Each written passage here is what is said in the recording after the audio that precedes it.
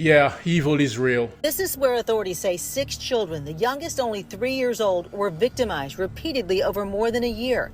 It's an underground storm shelter near the home of William Chase McElroy, one of the men charged with raping and the children, as well as kidnapping and human trafficking. Inside the storm shelter, there were chairs and beds and things of that nature. That's so wrong. And the children were drugged by Mr. Trejos and tied to the bed and to the chair and to a pole.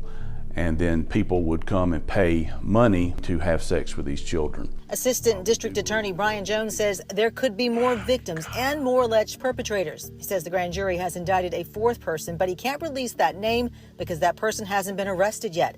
But he says we may never know the full extent of the horrors that happened here. There are some allegations with individuals that we will have a hard time identifying just because we don't know their names.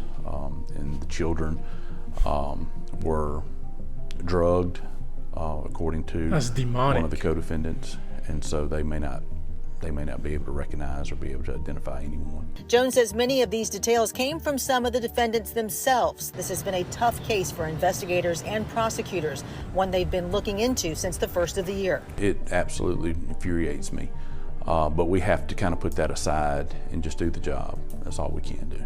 It could be some comfort to investigators and authorities to know that the crimes these defendants are charged with come with a minimum mandatory sentence of life in prison without the possibility of parole.